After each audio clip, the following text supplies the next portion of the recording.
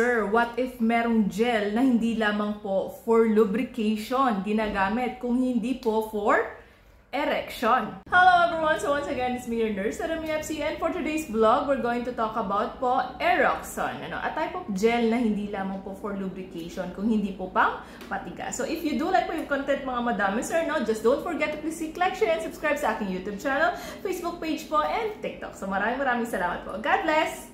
So, para saan nga po ba itong Eroxon na ito? Kung ikaw, sir, ay nakakaranas ng hindi pagtigas ng inyong ari, nahihirapan kang mag-maintain ng pagtigas ng inyong ari, syempre, may tinatawag po kasi tayong karamdaman tulad ng erectile dysfunction. Hindi lamang po 40s, 50s, 60s, mga madamen, sir.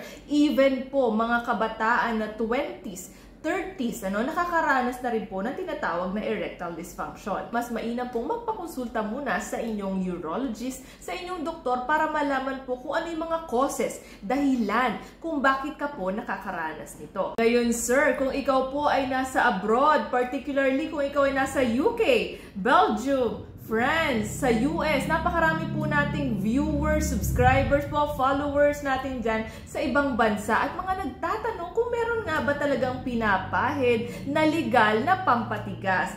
Yes, ito na, sir, dininig na ang inyong mga panalangin. Meron po tayong FDA approved sa lugar ng mga ito. Pero sa Pilipinas, mga madamen, sir, unfortunately, hindi pa po nakakarating dito. Pero ang Eroxon po is available na po, FDA approved and OTC. So, ibig sabihin, over-the-counter po ito, mga madamen, sir. Hindi nyo na kailangan magpakuha ng prescription sa isang doktor, kasi legal po ito na ibibigay sa inyo. Pwede nyo po itong bilhin, na pampatigas. Paano nga ba magiging epektibo itong tinatawag na Eroxon? Katulad na sabi ko sa inyo kanina, mga madamen, sir, it's a gel type. Topical gel po siya, so pinapahid po siya sa glans penis, sa head part, sa ulo ng ari ng isang lalaki. Pero P-size lamang po ang inyong ilalagay, and then imamassage nyo po siya dyan ng 15 seconds, and you have to wait po for about 10 minutes para maging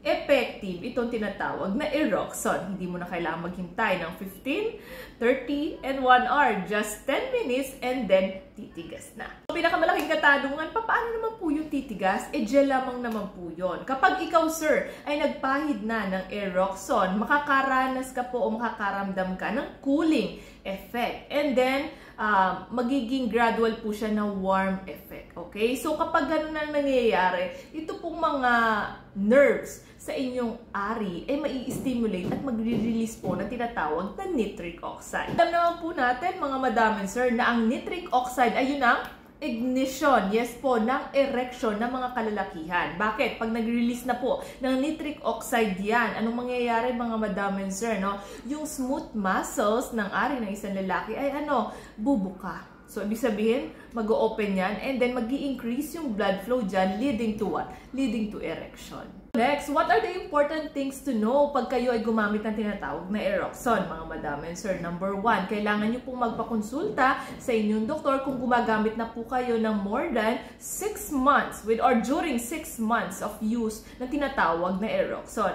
Number 2, mga madamen, sir, compatible po siya sa any lubricants kung sakaling kailangan nyo ng pampadulas at hindi si madam fertile at kailangan nyo dry day siya, pwede naman po kayo gumamit ng lubes para sa mga kababaihan. Okay? So, next po, kung sakaling gagamit po kayo ng condom, latex condom po ang compatible po sa tinatawag na Eroxon. Ako rin na rin to, mga madamen, sir, hindi po nakakapag-induce ng pregnancy si Eroxon. Hindi rin po nakakapag-prevent ng pregnancy si Eroxon. Ano po ginagawa lang ni Eroxon? Tinutulungan lamang po nito ang mga kalalakihan na magpatigas ng kanilang ari para makatulong sa sexual intercourse ng kanilang partner.